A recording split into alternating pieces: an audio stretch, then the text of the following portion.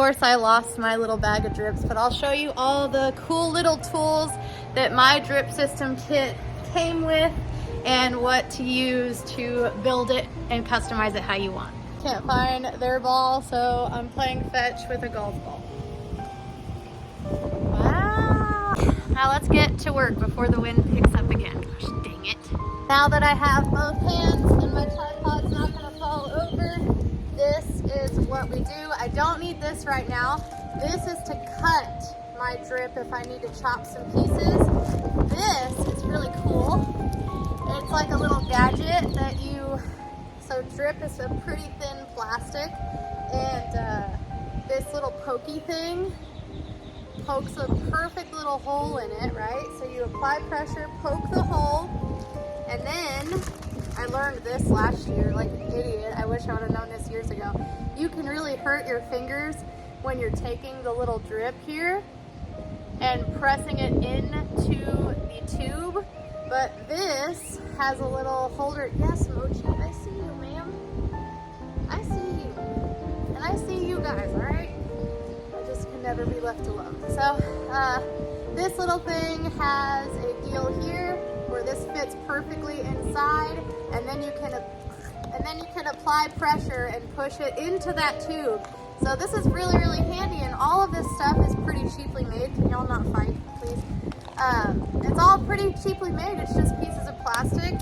So it's really not that expensive, and it is an investment because these things last for years if they're taken care of properly. I accidentally left mine out during the winter, and that's not good for them because when they freeze, the water expands and all that. You really need to like drain them over the winter and like hang them on something to get all of the water out and properly store them for the winter. But I didn't do that, and they're perfectly fine. So like I said, it's not that expensive. It's definitely an investment, and it's worth it to me. I would never go back to hand watering my entire life. I could never do that.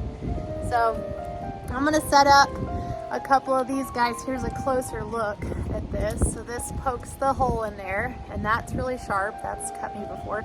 And then these, the green ones, I think mean 1 gallon an hour. They release 1 gallon an hour. And then the blue ones are like 2 gallons an hour, I believe. All really cheap, all really worth it. And then of course we have the drip system timers. Let me explain what these awesome little gadgets are. So these are drip system timers. Of course you have your drip line going all the way to where your faucet is. And these are in between the faucet and your hose. And they just do everything. They have an auto deal. You can set what time you want them to go off or how long, blah, blah, blah.